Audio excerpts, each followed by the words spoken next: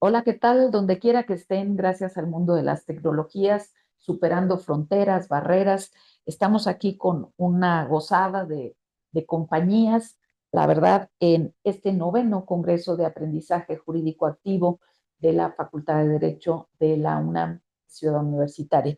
En este día de hoy, muy complacidos de haberle encontrado y robado a Antonio de Jesús Remes Díaz esta entrevista, buscando construir conjuntamente esta epistemología de una docente, de una persona docente por vocación. Estamos tratando de encontrar esa parte inamovible, inmutable dentro de esta persona docente que realmente trasciende fronteras y que logra asumir este liderazgo social, este liderazgo educativo tan fundamental para aceptar los retos, los desafíos que nos presenta esta era, pues no solo de reglobalización, sino realmente con un cambio, un tránsito de paradigma hacia el tema geocentrista, hacia el desarrollo sostenible, porque sin mundo, sin planeta, sin hábitat,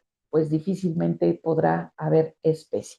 Casi es más seguro que deje de haber especie antes que deje de haber mundo. Entonces, por estas características de Antonio de Jesús, quisiéramos pedirte de favor para no tener esta forma tradicional de los currículums abultados y que la gente te conozca por tus respuestas, por tu compromiso, un poquito saber dónde naces, cómo es tu entorno, cuánto tiempo vives allí y por qué no un logro personal o académico o profesional que para ti sea grato. Por favor, Antonio.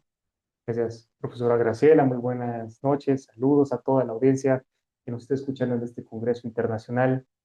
Miren que en los caminos de la vida, que no es una canción, lo cierto es que cuando formas a una persona que se va formando con experiencias en la práctica legal, en la docencia, en la investigación, cuando eres autor de libros, cuando eres emprendedor e inventas, creas, construyes, tienes un perfil amplio por el cual puedes, valga la expresión vulgar que se dice en la práctica, cacarear el web, que es algo que hacen muchos los científicos. Vamos a cacarear la patente, vamos a cacarear la publicación académica.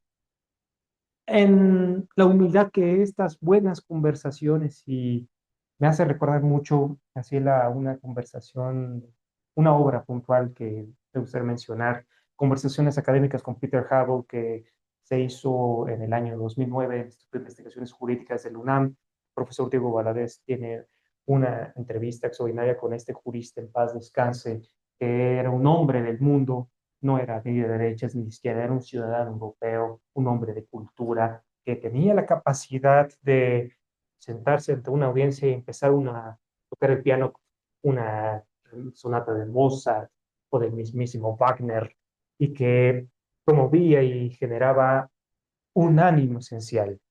Entonces, en esta inspiración puedo decirte que Antonio de Jesús Remes Díaz es una persona más de carne y hueso, que ha tenido estas experiencias profesionales integrales y que es algo que desde pequeño tuve esa chispa, esa vocación, como dices, que a los 5 años tomas uno de estos apuntadores y empiezas a dar una cátedra en un colegio de kinder y le dices a los niños, no, pues mira, aquí está el territorio, aquí está Baja California Sur, aquí está Baja California, el puerto de Veracruz, el primer, el recuerdo es que la memoria, se me fue el nombre, Elena B. del Toro, el Jardín de Niños, Elena B. del Toro.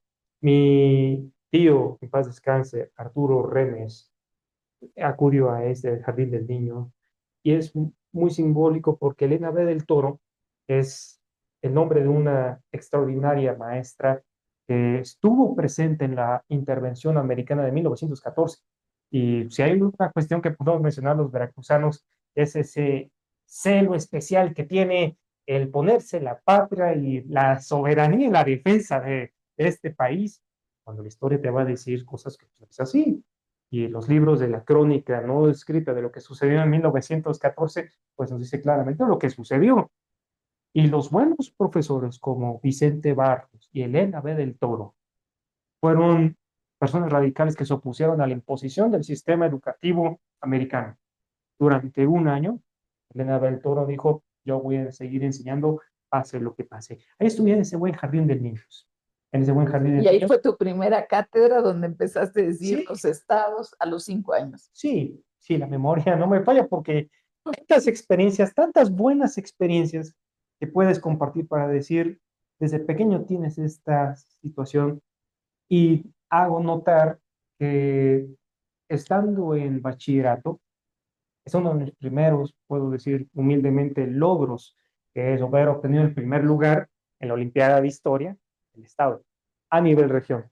Es difícil realmente cuando ves una Olimpiada de conocimientos o de experimentos científicos, es verdaderamente un reto para los jóvenes, sobre todo que estás pensando ya en otras ideas o estás en otro momento, pues simplemente dices, pues tienes esta experiencia y te instruyes. Y a mí, en lo personal, la historia me da mucho contexto por todas esas buenas experiencias, es lo que te puedo compartir como el primer logro que tuve en ese orden. Qué maravilla. Hablas de experiencia integral. Estamos hablando de una experiencia inmersiva con todos los sentidos, tacto, olfato, que estás allí de carne y hueso completamente. Y hablas de emprendedurismo. Estas fueron dos cuestiones muy importantes. Y luego cuando te das cuenta de que transformas, ¿no? Transformas. Bueno, vamos a entrar entonces en materia para que nos compartas ahora la parte exógena. Ya nos contaste la endógena, quién fuiste, tus inquietudes desde pequeñito, desde pues parvulito. Ahora la parte exógena, esas miradas, acciones, comportamientos de las personas que te causaron una impronta porque sí aprendiste cuestiones, sí te transformaron en algún sentido o te revelaron de lo que eras capaz. Desde que tienes uso de razón, ¿quiénes serían estos profesores o dos personas docentes que tú digas, no los olvidaré aunque se te vaya un apellido? Puedo comentar quiénes son los profesores que marcan mi vida en el aspecto propositivo y puedo comentar qué es lo que funciona o que dieron a entender, como dices, para que puedas mencionar aquí y en cualquier foro, no solamente esa buena enseñanza, sino llevarla a la práctica. La buena docencia se vive, es un fuego que te inspira y que te traslada más allá de tus propios instintos. ¿Quiénes fueron tus prometeos? El primer profesor es que me dio un sentido de vocación. Bueno, hoy hay una crisis fundamental en el tema de la orientación vocacional. Los jóvenes pueden elegir una carrera de la licenciatura en Derecho, pueden elegir ciencia política, y al primer semestre o la primera semana van a decir, esto me aburre, yo no quiero estudiar. Me tocó en clase un muchacho que estaba sentado y estaba haciendo esa clase de gesticulación con la boca, ese ruido que hacen los muchachos, dicen, no es lo mejor, no me gusta, no me gusta el derecho, quiero ser pedagogo. Ah, bueno, ah, no, quiero dedicarme a ciencia política, ah, bueno. Héctor Sosa Telón, en cuarto semestre de bachillerato, en el tema de la orientación vocacional, dijo, donde vas a ser una persona de mayor servicio, no va a ser en la ciencia política, sino va a ser en el derecho. Puedes asistir a muchas personas. En la licenciatura, el profesor que mayor me inspiró fue la primera clase de derecho que tuve a las 7 de la mañana de un 21 de agosto del año 2006.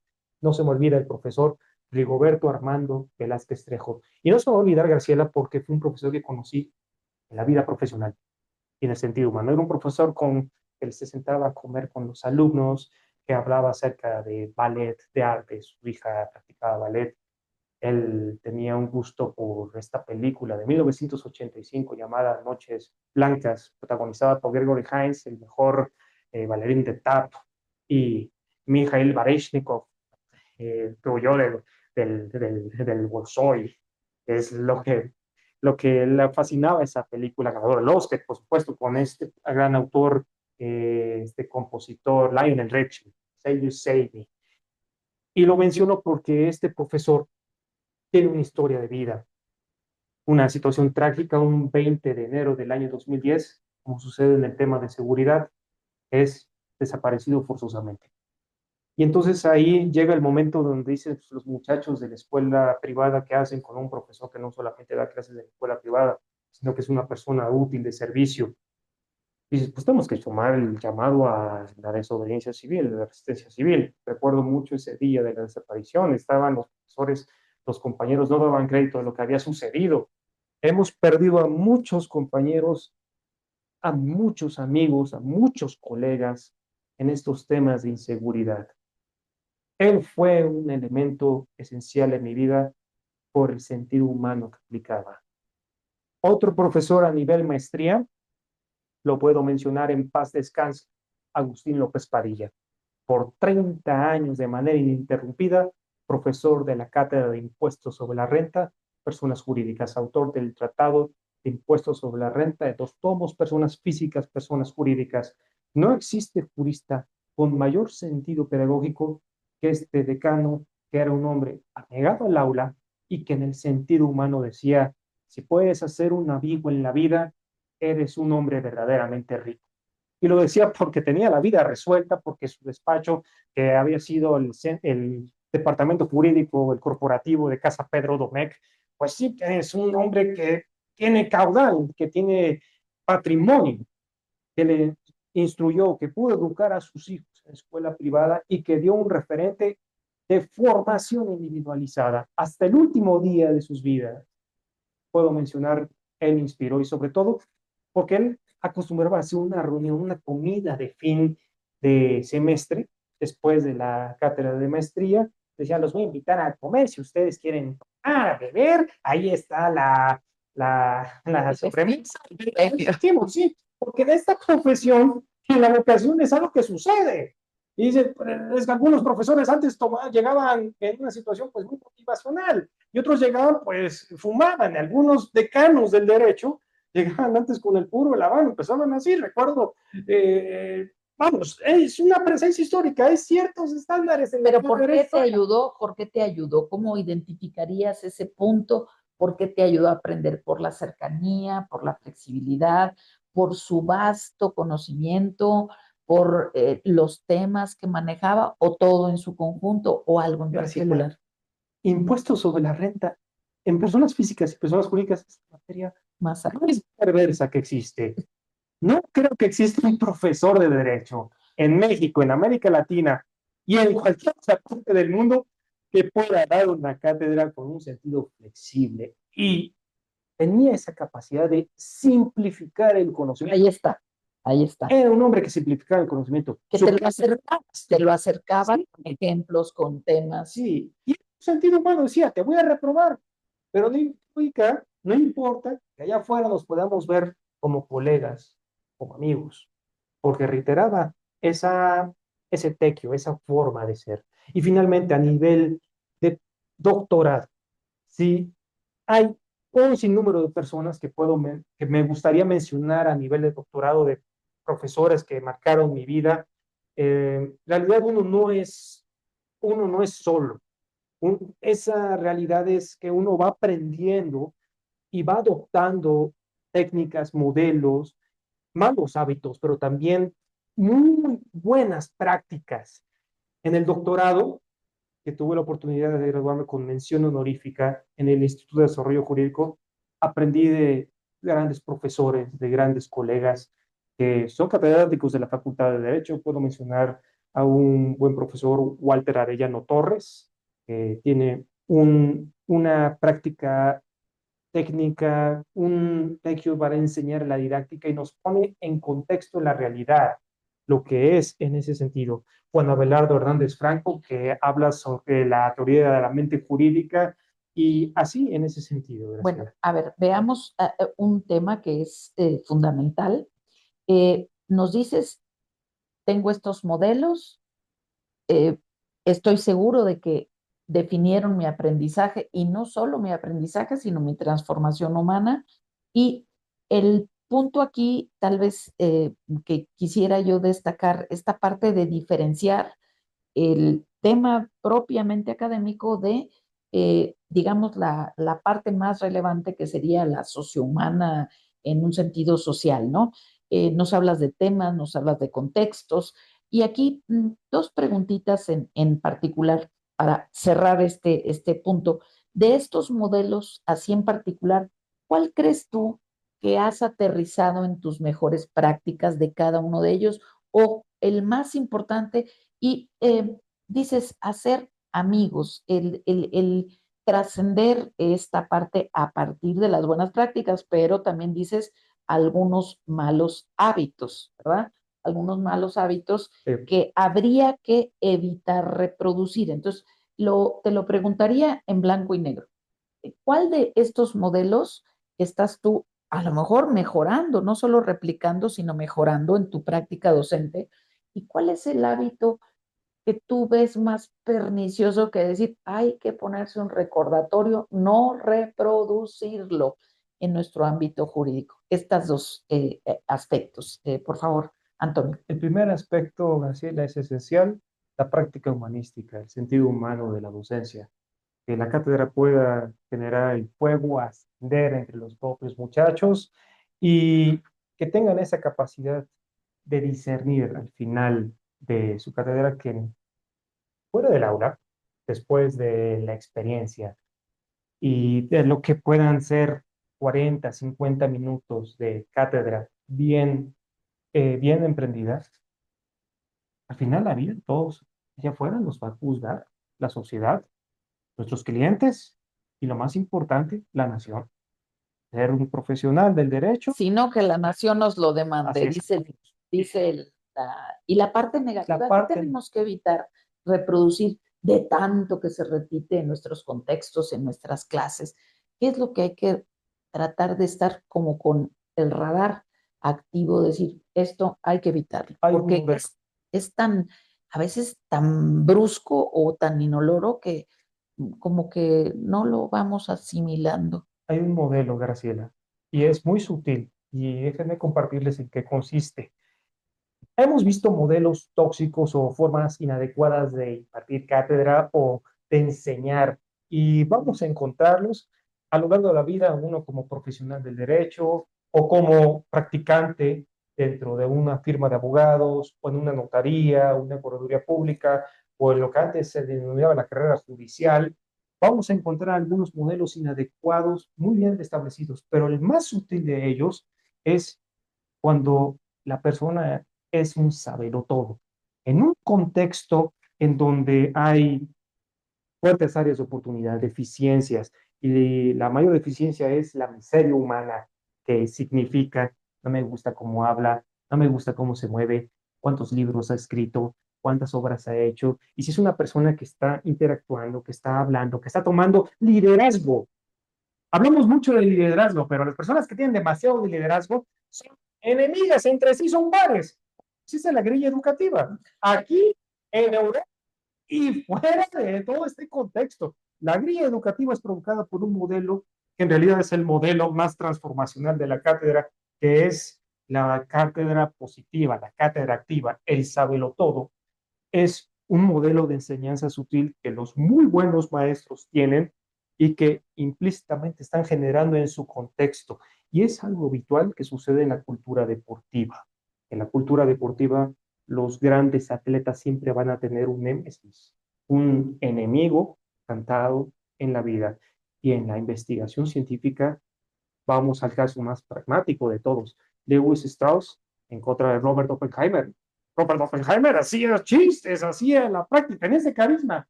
Y Lewis Strauss lo veía con recelo y esperaba el momento en la catacumba de lo que significa el sistema.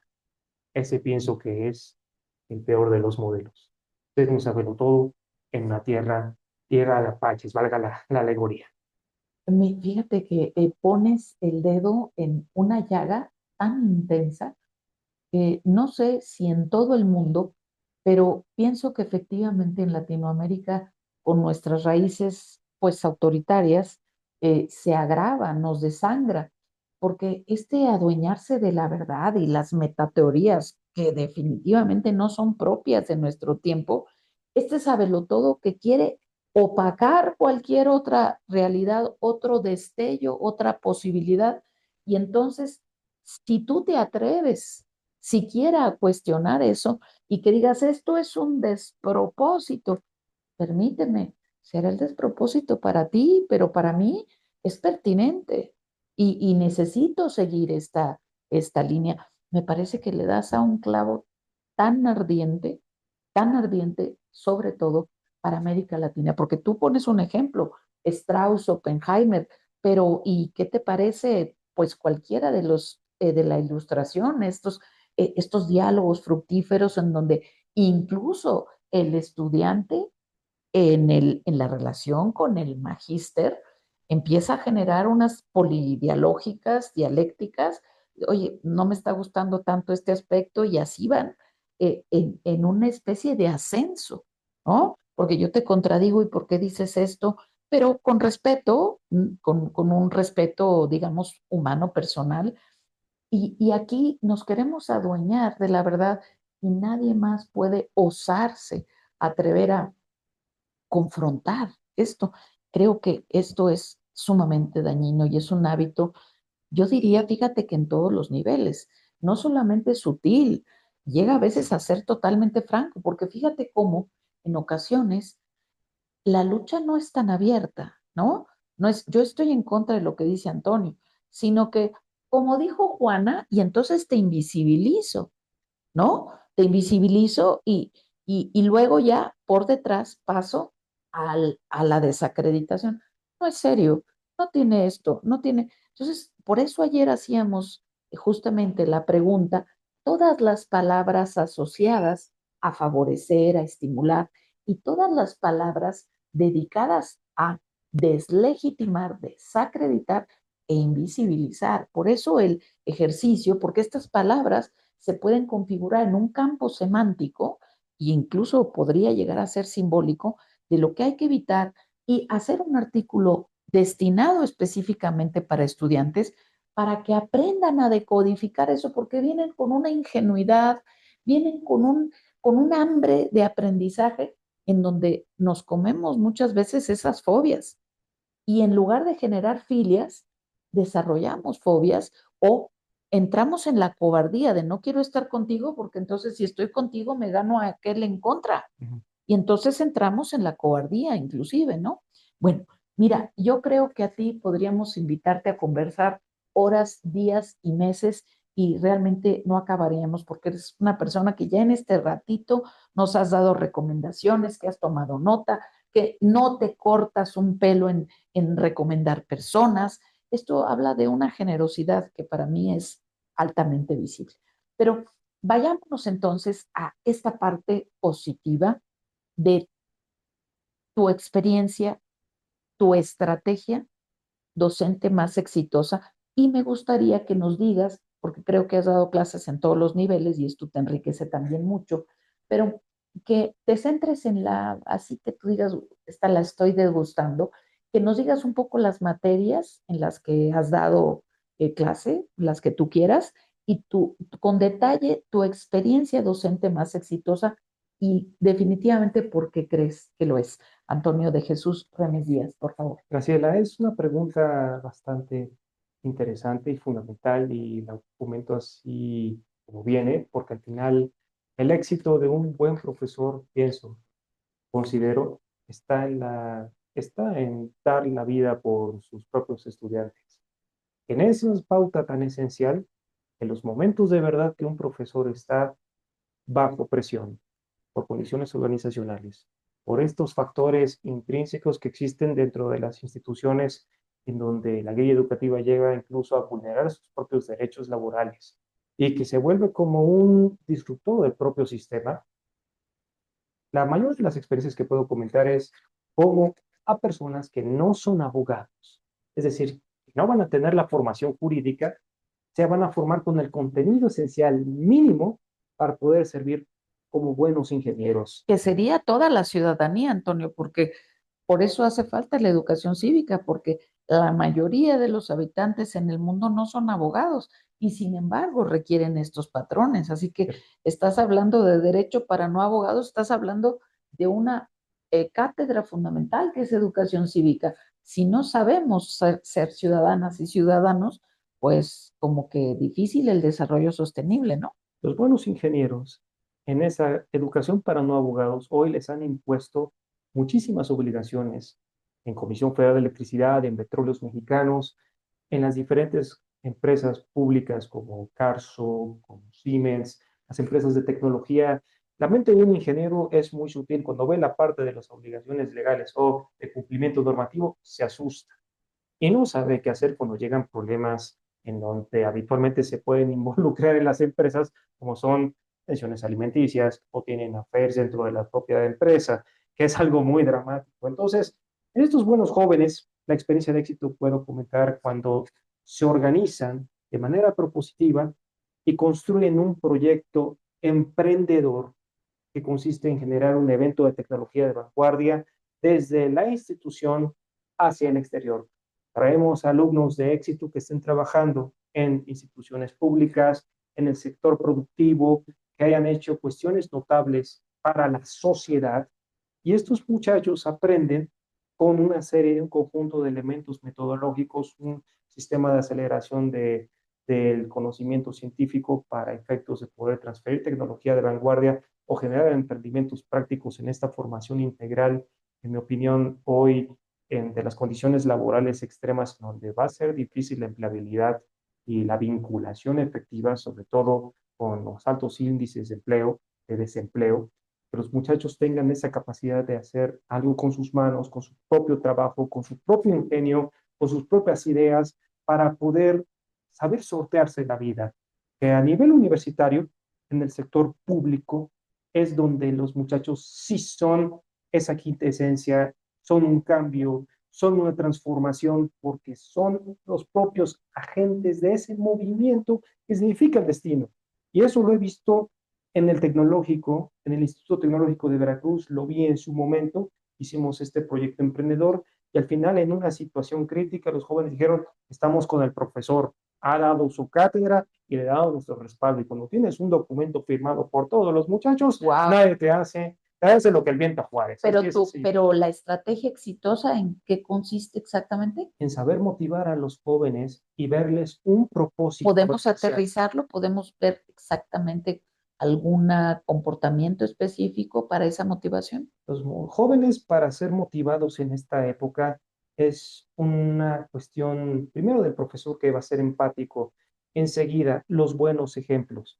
Los profesores empáticos dan por sí mismo un canon de ejemplo que habla por los hechos, el compromiso. El profesor llega temprano, el profesor llega pulcro, el profesor habla con un lenguaje accesible, idóneo, cercano, el profesor está dispuesto para, si tienes un problema, adelante, tienes una consulta, adelante, no tienes conflictos de interés, no tienes prácticas tóxicas, hoy es una realidad tener ese acercamiento, esa horizontalidad.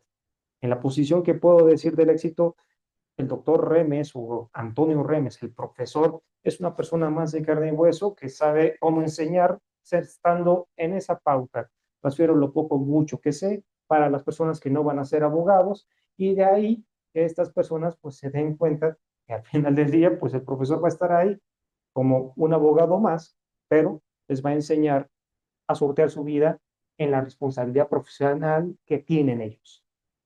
Eh, es un conjunto, digamos, de competencias, es un sistema de competencias cognitivas, socioafectoemocionales, técnico-tecnológicas, que se dicen muy fácil, pero que no son tan fáciles y está como implícito o inscripto en esta noción de horizontalidad que nos dices lenguaje, nos dices observación, nos dices esta frase maravillosa, comprobada empíricamente, que es el ejemplo a raza.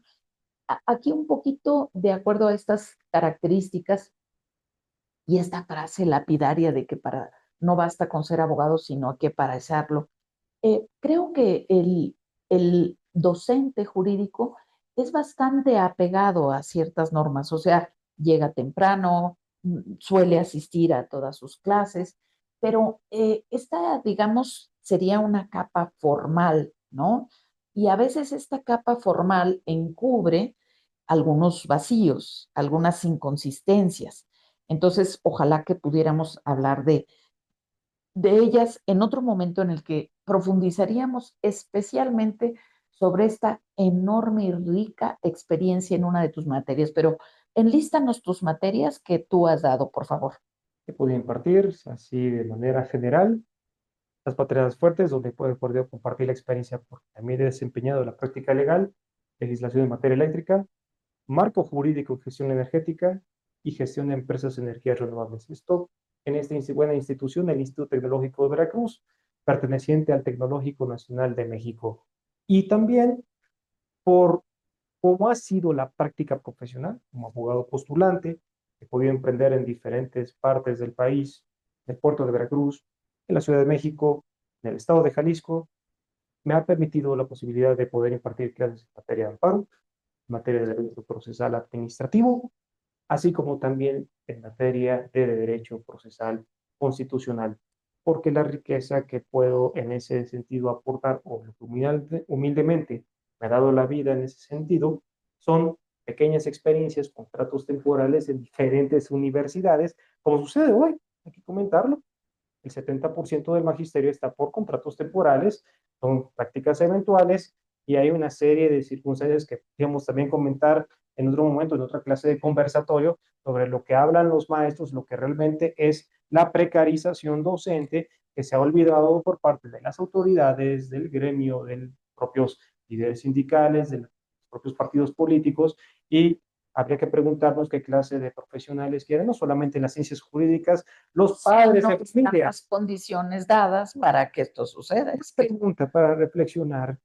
Los padres de familia antes, en el Instituto Tecnológico de Veracruz, por lo que conozco el sistema de tecnológicos, que es la institución que tiene la mayor presencia en el país, más que la Universidad Nacional Autónoma de México, por 154 campus estructurados en las diferentes entidades federativas, hay una cuestión institucional interna que es la práctica, el sentido de lo que dicen los padres de familia. Los padres de familia, para que un profesor ingresara a la institución, no era nada más acerca del sindicato, de la propia dirección. Los padres de familia daban cuenta que si el profesor va a estar presente o no. ¿Dónde están hoy los padres de familia de nuestros estudiantes que ingresan a la universidad? Porque al final ellos son los que están sorteando la suerte económica en algunos momentos. ¿Y dónde está el padre de familia hoy que está depositado en una institución del sector privado, dando su confianza en la formación y en la instrucción, que va a pagar miles de pesos? Bueno, así lo que hoy están pagando los padres de familia en la universidad privada es insultante. Hay empresas de seguros que están ofreciendo ya el seguro para la universidad. Mire, usted va a necesitar usted 1,5 millones, 2 millones de pesos para la formación. Y el profesor que está ahí lleva la práctica legal, el profesor ahí no está acosando sexualmente, no llega tomado, o nada más vamos a ver qué clase de práctica legal, la que va a decir una libertad religiosa, o al final nos van a encubrir otras cuestiones institucionales. Los padres de familia. ¿Dónde están los padres de familia en esta época para la formación de los alumnos? Y fíjate que no es necesariamente de los padres con menos recursos que están desgastándote la vida y quitándose, dando la piel, sino también los padres de altos ingresos que se desentienden, ¿no? No tenemos aquí realmente una estigmatización hacia un nivel de ingreso, pero el tema de la precarización, yo la verdad afirmo que es un tema del Estado, porque tenemos leyes muy hermosas, pero ¿dónde están los incentivos fácticos, los seguros médicos, la parte del riesgo, no solamente que te den unos lentes al año, sino todo el conjunto de posibilidades de desarrollarte, de becas de movilidad también para docentes, programas donde tú puedas tener institucionales de intercambio de docentes para que tú puedas ver otras formas de enseñar, para que puedas asistir a otras latitudes. Yo creo que esto debe de estar incorporado en la precarización y es otro dedo en la llaga que tú estás poniendo muy acertadamente. Una pequeña acotación antes de poder proceder, si me lo permites, en el tema que estamos mencionando. Una pregunta de reflexión para, para nuestros oyentes, la audiencia digital, la pregunta es, en la taxonomía de las funciones universitarias, ¿qué funciones específicas está llevando un profesor con el pago remunerado? En la taxonomía estamos viendo que hay funciones de docencia, funciones de investigación y una sutil forma denominada vinculación.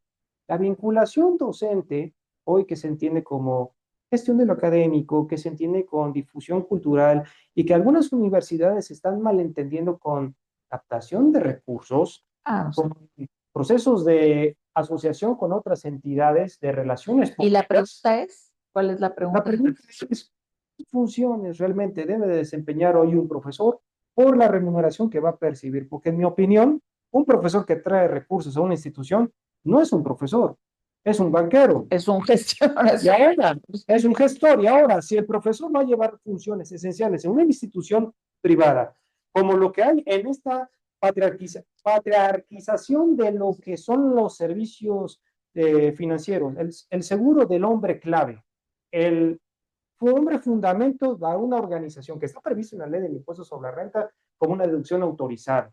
El hombre clave en una institución es un hombre que mueve a la propia institución. Si el profesor va a ser un hombre clave o una mujer clave, ¿por qué el profesor no percibe más ingresos? ¿Y por qué estas prestaciones, estas percepciones esenciales, que son la dignificación del magisterio para llevar un trabajo, una educación de calidad, no se reivindican? Esa es la pregunta.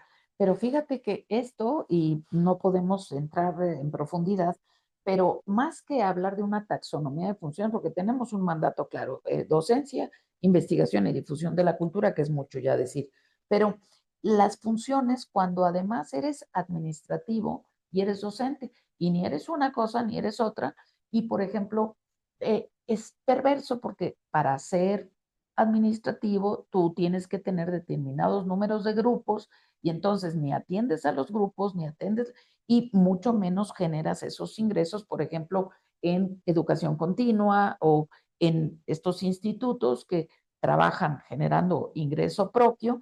Entonces, es todo un tema aparte. Ahorita solo lo que diríamos es que desde hace más de 25 años trabajamos con la taxonomía de las preguntas, no solamente la pedagogía de la pregunta que hemos visto de Freire, sino con unas preguntas que llamamos integradoras, y ahorita voy a decir por qué, otras que son detonadoras y otras que de una o de otra manera son específicas de la investigación individual. Pero yo lo que quiero dejar aquí sentado es que Antonio de Jesús Remes Díaz es un polímata no solamente del derecho, porque ya vimos todas las materias que imparte, entonces digamos que ya hace interdisciplina jurídica de manera muy tersa y muy extendida. Y esto no siempre es obvio, porque ni siquiera a veces un colegio se comunica con otro, el de filosofía, con el de administrativo con el de civil, sino que hay esta ultradisciplinariedad empobrecedora, francamente. Pero necesitamos cerrar, necesitamos dejarlo ir a cenar y quisiéramos robarte dos cosas. Primero que nada, ¿qué tenemos o qué recomendarías, qué tenemos que considerar de tu experiencia que es imprescindible incorporar en lo que llamamos desde el punto de vista pedagógico el encuadre? ¿Qué es lo que tú consideras que es importante enfatizar, que sea singular tuyo, que no sea lo obvio, ¿no? De los exámenes, los libros, de cuándo es el examen, porque eso muchas veces tiene que ver no solo con la institución, sino pues con el tempo de cada semestre, ¿verdad? Pero ¿qué podemos tomar de recomendación de tu parte para esto, este encuadre, cuando empiezas el primer día, cuando ya tienes a tu grupo definido? Una experiencia esencial que he podido advertir a nivel de posgrado es que existen profesionales que son mayores de edad que tú, que tienen compromisos, que tienen responsabilidad. En mi opinión, en la experiencia personal, me fascina más impartir clases a nivel de posgrado porque las personas van ya con una madurez a recibir conocimiento, a instruirse, a liberarse un momento de las obligaciones que tienen como padres de A familia, formarse, a formarse. en ese sentido. Y también entablar buenas relaciones, porque hay que mencionarlo. Cuando es a nivel de posgrado, puedes tener la posibilidad de abrir tu mundo a otra clase de relaciones que, en mi opinión, son indispensables para el magisterio ¿Y lo recomiendas y en lo tu encuadre? recomiendo. ¿Tú lo ¿Eh? recomiendas en tu Con encuadre? recomendaciones públicas en ese sentido para poder, la recomendación no es en sí. Lo que quería arribar es lo siguiente, el proceso de flexibilización docente. Sabemos que nuestros estudiantes de posgrado tienen una responsabilidad familiar, tienen una responsabilidad financiera, incluso a nivel de doctorado. En algunas instituciones lo que van a financiar su propio doctorado va a ser tremendo. Entonces, en el encuadre, una pauta de flexibilidad. Si son trabajos entregables, ponderar que tengan un tiempo considerable de trabajo, por ejemplo, una semana a una semana. Pero ¿qué tenemos que incorporar en el encuadre? ¿Preguntar si tienen estas presiones o cuál es lo que habría que incorporar? Nosotros lo asumimos porque en la enseñanza privada, en la educación a nivel de posgrado, a diferencia de lo que existe a nivel de licenciatura, a nivel de posgrado, el fuerte realmente de un posgrado es la flexibilización del educando a un entorno educativo. Entonces, ahí en nuestro encuadre que podemos realizar para la educación de posgrado es la adaptabilidad, la asimilación de esta pauta de flexibilidad que puede ser los trabajos entregables y una evaluación que no va a ser rigorista, sino tenerla bajo esa pauta O flexible. sea, tú les dices, vamos a tener una evaluación flexible de acuerdo con sus contextos. Eso es lo Porque que tú haces en... evidentemente puede haber madres de familia que tienen una exigencia de ser madres. Así lo fraseas cuando Sí. estás iniciando el Entiendo curso. la responsabilidad que ustedes guardan al venir aquí porque también trabajan, porque tienen familia. Yo no estoy en ese sentido con una responsabilidad, pero la entiendo y la asumo porque sé lo que representó para mi padre obtener su grado de doctor y sé lo que ha representado para otros colegas lograr ese sentido. Y si no me humanizo con ellos, a pesar de todas estas experiencias y bonitas palabras que puedo decir, pues son palabras echadas al viento. Más que ir a recibir conocimiento, pues evidentemente te van a co-construir, a investigar, a muchas cuestiones. Y tú dices, tengan relaciones, o sea, recomiendas favorecer relaciones, así como Alejandro el Magno, gran parte de sus estrategias las centraba en las comidas, eran muy importantes, ¿no? No hablemos de las bebidas, de las comidas o de los paseos o las actividades. Una pauta ética, sin alcohol, sin vicios y sin tugurios o lupanares. Es indispensable porque no vamos a enseñar esas cuestiones a la cátedra, sino que vamos a construir una buena relación duradera a El, largo plazo. el ejemplo arrasa, no nos queda la menor Por duda. A ver, supuesto. Antonio, estamos cerrando y dos cositas muy puntuales. Eh, aquí el tema, digamos, de lo que tú recomendarías, vamos a separarlo en licenciatura y en posgrado, porque veo que como que estás mucho más involucrado en el tema del posgrado. Si tú eres el tomador de decisiones hoy y tienes las condiciones, ¿cuál sería el curso específicamente pedagógico, no de contenido, que tú empezarías a organizar para enero a junio, julio de 2026 para tus docentes de posgrado? ¿Cuál sería ese curso que tú consideras importante? Indiscutiblemente, habilidades blandas e inteligencia artificial. ¿Cuál es su intersección para el sentido útil de la docencia? Introducirías, mira, a mí no me gusta mucho esto de las inteligencias blandas, yo estoy en el tema de competencias integrales. ¿Cuál sería esa habilidad blanda específica que tú dirías, este es el curso para 2026? ¿Cuál específica? Comunicación efectiva estratégica en el entorno de la inteligencia artificial. Ah, mira qué maravilla de Porque curso. es Comunicación estratégica para con el uso de inteligencia esta artificial. habilidad es lo que más nos cuesta a todos como profesores, también como juristas al exterior. Pensamos que de nada más hablar en público es llegar y ver un discurso ahí de alguien que esté levantando las manos, Martin Luther King, pero en realidad hay contextos, hay pautas, hay grupos de comunicación efectiva y lo puedo compartir porque en lo personal, uno de estos grupos que a mí me ha funcionado y no porque lo venga a recomendar, sino porque ahí entendí muchísimas cuestiones para la docencia, Toastmasters International. Es un excelente Y instrumento. en Open Access. Open Access también es otra herramienta. Miren, no conozco el Open Access, pero lo puedo hablar del que sí vi, porque conocí a muchísimas personas que sí estaban necesitadas de esta habilidad y conocí casos de personas que tenían alguna condición específica, por ejemplo, dislexia, por ejemplo, autismo o alguna cuestión esencial en donde son las personas más seguras. ¿Serías partidario de nombrarle oratoria? La oratoria que se da en las universidades públicas está muy bien reglada aquí en la UNAM.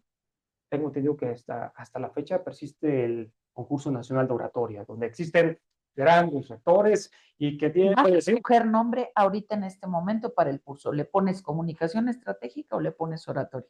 comunicación estratégica Perfecto. en ese orden. Excelente, excelente. Pues no nos queda más que pedirnos que nos compartas alguna frase que uses reiteradamente. Yo, por ejemplo, les digo a cualquier estudiante de cualquier nivel, una estructura no te garantiza el éxito, pero la ausencia de estructuras sí te garantiza errores innecesarios. ¿Alguna frase que tú eh, acostumbres usar en tu cátedra? Emprende, aprende, experimenta y que nadie te cuente. Ay, qué bello. Pues Antonio de Jesús Remes, es un privilegio y realmente te agradecemos y te vamos a robar un mini curso específico que tenga que ver con derecho energético y con tu experiencia. Eres un interdisciplinario de talla internacional, yo diría, y te vamos a invitar a hacer transdisciplina con nosotros. Así que bienvenidas, bienvenidos a este conversatorio, a conocer a grandes maestros, no importa su edad, jóvenes de cualquier edad intergeneracionalmente, para que puedan abrevar de su contexto, de su biografía, de sus recomendaciones. Muchas gracias. Hasta siempre.